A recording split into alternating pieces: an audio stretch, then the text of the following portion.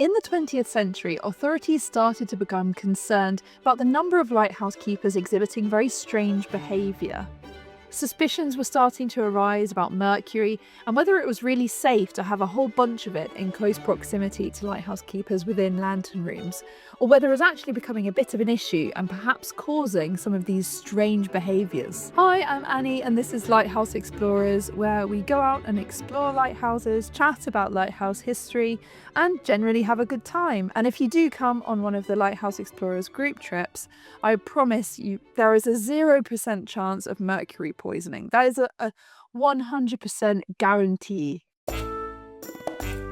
Mercury is a heavy metal which is unique because it's still liquid at room temperature. It is also referred to as quicksilver and has had many uses within medicine, mining, hat making, thermometers, and of course lighthouses. You may of course now be thinking, wow, that sounds great. Mercury is so versatile and so great. Why don't we use it for everything? And to that, I say that you're starting to sound like a 19th century scientist, and I mean that in a derogatory way. Mercury becomes extremely dangerous when it comes into contact with air. If inhaled, these fumes pass from the lungs into the bloodstream and then into the brain. Chronic exposure can cause a condition known as erethism, which is also known as the Mad Hatter's disease because of all of the hat makers who got mercury poisoning. The symptoms include tremors, irritability, mood swings, anxiety and depression, memory problems, and hallucinations. These symptoms develop quite gradually, which meant that at the time, many people with mercury poisoning were just thought to either be a bit of a dickhead that day or that they had a mental health condition that was developing. In confined spaces, mercury vapor can become extremely dangerous, so you wouldn't really want to put it in, say, a lantern room in a lighthouse out at sea now, would you? So why did they put a bunch of mercury in lighthouses? Well, by the 19th century, many lighthouses were using huge Fresnel lenses within the towers. These are huge complex systems of reflective glass designed to amplify the light generated within the tower. These lenses were enormous, some of them over 6 feet tall and weighing several tons. These lenses had to rotate in order to create the lighthouse's flashing pattern, otherwise known as a characteristic, and they had to rotate smoothly and continuously through the night.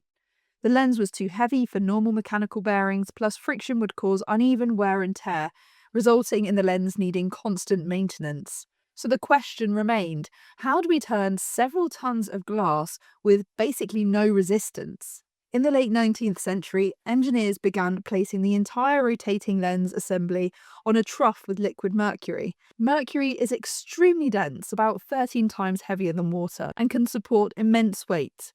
The lens floated on this bath of liquid metal, creating a near frictionless bearing. With this in place, a lighthouse keeper could move the lens with very minimal force.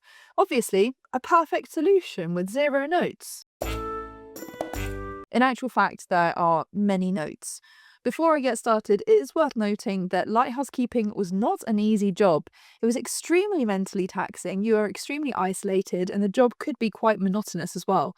This means that it's hard to differentiate between mercury poisoning and just the effect that the toil of this job would have on a person. This led to the problem of mercury poisoning not really being recognised as an issue for a fair few decades, and we're still not sure now how many people it affected and how many people had struggles with their mental health. So a lot of this will be quite speculative, and it's just cases that we think were caused by mercury poisoning. One of the most famous cases of supposed mercury poisoning was early in the 20th century, when William Brown became the first lighthouse keeper on the Balanas Islands Lighthouse in British Columbia. He was committed to an asylum in 1905, returned to the lighthouse after his stint in the asylum, and in 1906 was forced to leave the lighthouse again by his ill temper, which is now thought to be caused by mercury poisoning. There was a study conducted in 1987, which I've referred to in another video, in which Van Netten and Teschka are investigating the effects of mercury poisoning on lighthouse keepers within Canada. This study thankfully found that the current keepers were not affected by mercury poisoning, but within their article they discuss a few contemporary examples of supposed mercury poisoning, including a case which led to the 1951 Vancouver Sun newspaper headline, "Wife Tells How Husband Mistaking Message Took Life." Lawrence Philip Dupuis had been living on Egg Island Lighthouse for 2 years with his wife Peggy when she went to Vancouver for an operation.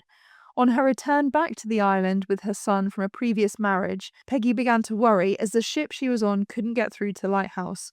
She assumed that her husband had fallen and hurt himself. Unfortunately, Lawrence had received and misunderstood a telegram from Mrs. Dupuy's former husband, believing that his wife was leaving him for her ex.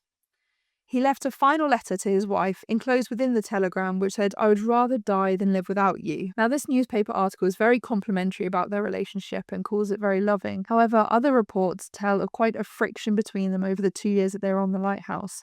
This could possibly be caused by the mercury poisoning, as well as his later suicide. While we may never know the true scale of how many lighthouse keepers were affected by mercury poisoning, the prospect of it is terrifying. You already feel quite isolated and stressed alone in a tower with just one or two other people to keep you company, and then the tower itself starts to work against you.